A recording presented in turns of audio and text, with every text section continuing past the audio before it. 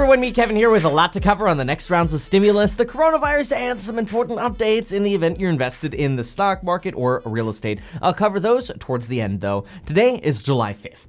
In the latest 2020 news, as if this year couldn't get weirder, apparently Kanye West is now suggesting he wants to run for president in 2020, in which Elon Musk has already indicated his full support.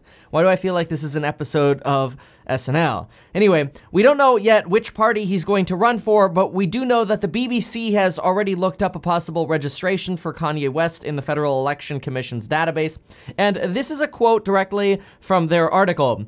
The closest name the FEC database shows is a candidate called Kanye Deesnuts West, who filed their papers with the Green Party in 2015 under the address 1977 Gold Digger Avenue, and appears to have raised no money.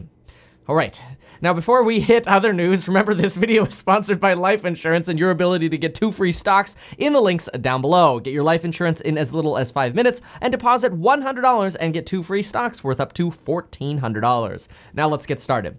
Leaks from Capitol Hill suggest that Senate Republicans are quietly putting their own Phase 4 bill together.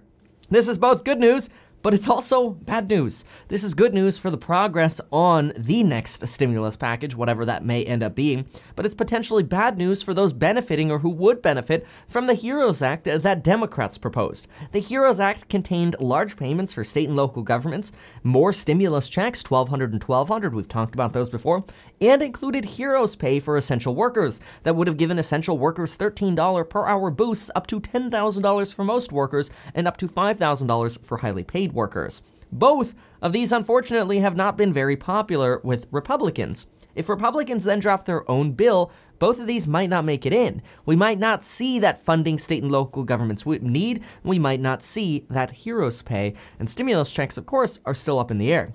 However, apparently, Republicans are starting to draft this bill in an effort to get all Republicans on the same page before they negotiate with Democrats.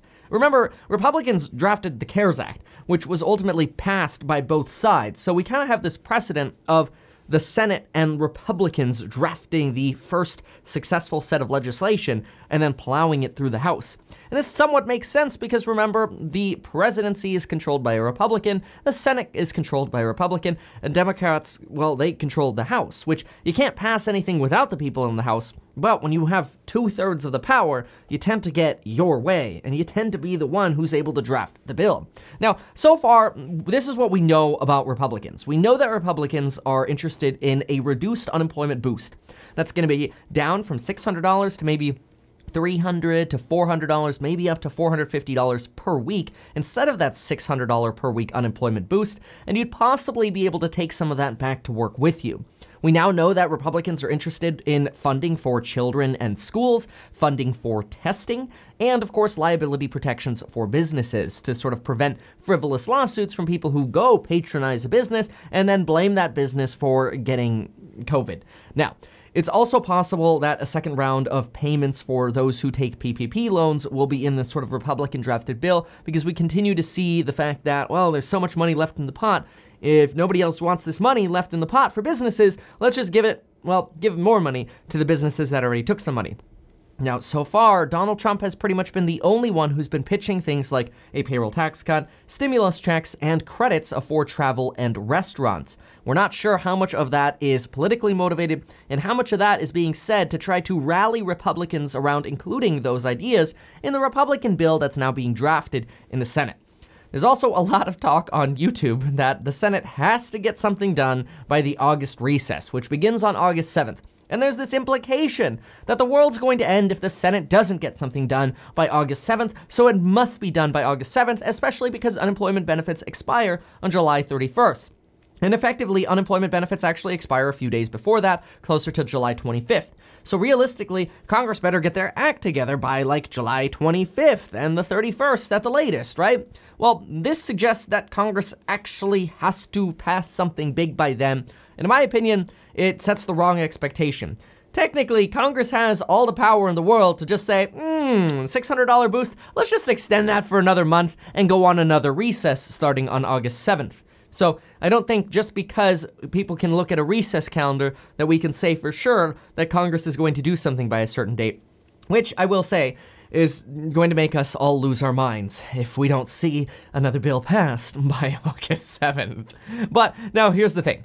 For a look at the $600 per week debate, here's a quick synopsis of what Senator Ron Wyden, a ranking member on the Senate Finance Committee, this is actually the committee that first came up with the $600 per week proposal, had to say. Now, in fairness, he is a Democrat, but this is what he believes.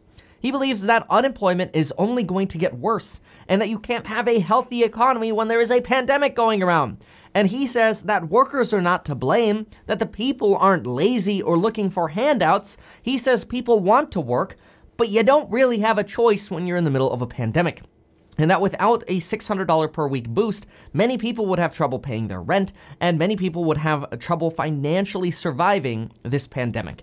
And so he also said something that I thought was very interesting. He said, look, the jobs data might be looking good or improving, but the fact is that even today, the amount of people filing for unemployment is still 2 to 3 times the amount of people who file for unemployment in normal times. So in other words, even though the unemployment rate is falling, more and more people are filing new claims. Senator Michael Bennet came up right afterwards and said, hey, you know what, why don't we just pass Chuck Schumer's plan, which ties the $600 boost to whatever the unemployment figures are in the state. And that makes a good statement, but I think the more powerful statement that he said, which we could probably all agree with, and he's a senator saying this, he said, there is nobody more incompetent than this Senate. That was his quote, and he is a senator. Now, he was also defending the $600 boost. He is also a Democrat, but right now we know that Democrats and Republicans are in recess, so we'll see what kind of updates we can expect over the next few weeks. Now, I know it's also fun to say that Congress is on vacation and they're not doing anything, but the reality is oftentimes we feel like Congress isn't doing anything even when they're at Capitol Hill. Which is also sad to say, but realistically, there is a good chance we're going to continue to see this pre-negotiating and planning being done outside of Capitol Hill, which would actually be a good thing. So hopefully we see some drafts of proposals from Senate Republicans. That's where we want to keep an eye on over the next couple weeks. We shall see. Now, for the few of you who actually follow me on Twitter, I really got to post more often there. I did retweet a quote from an NBC article that was very, very interesting, and thank you, Sarah Eisen, for putting that tweet together. Quote, next week, administration officials plan to promote, administration officials, by the way, would be like the Trump administration, right? Plan to promote a new study they say shows promising results on therapeutics, the officials said. They wouldn't describe the study in any future or further detail because they say its disclosure would be, quote, market moving.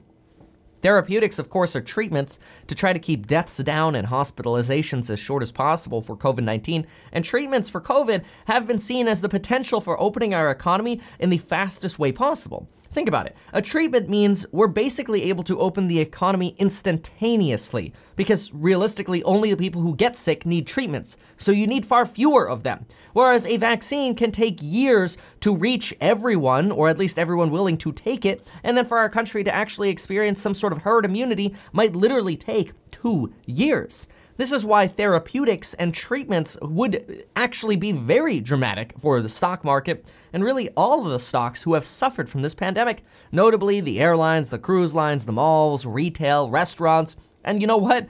I've been bullish about a lot of these on hopes of a recovery, but I will say I've reduced my portfolio to such stocks to under 10%, mostly because I've been betting on more of the big high growth companies and the companies that have the potential for high growth. I just finished reading the Lemonade Insurance SEC filing, their first prospectus, and I have to say I'm bullish on the company. So stay tuned for more updates from me on that company with what I feel about it. But in the meantime, remember you can also buy these stocks using Webull. Use the link down below, deposit $100, and you'll get 2 free stocks, which you could sell those 2 free stocks and then just go buy whatever you want, like Lemonade.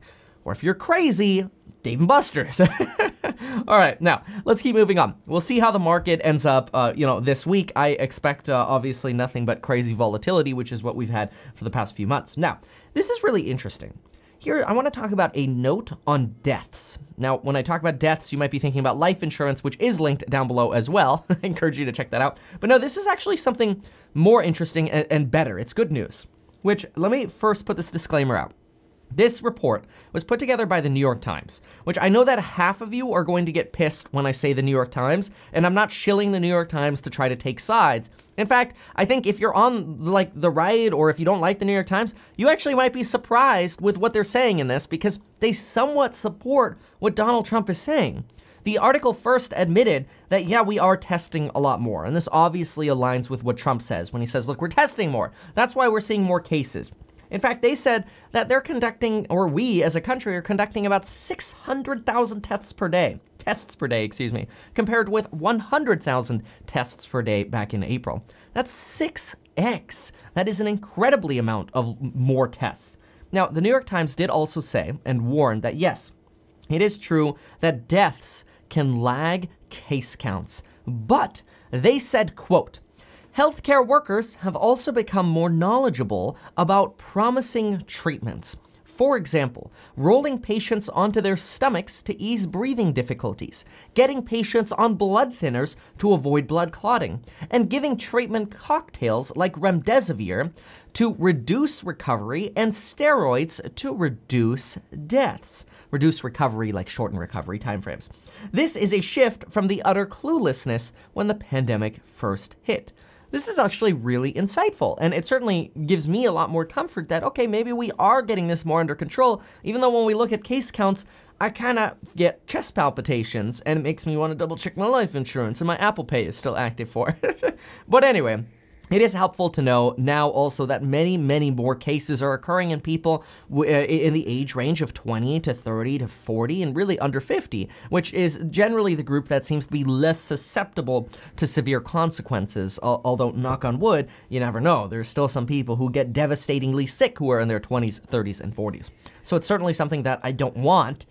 So be careful nonetheless, right? Hygiene, social distancing, and masks. Anyway, if you need a reminder on wearing masks, you can watch Jim Cramer on Mad Money. That guy talks about masks like more than he talks about stocks now.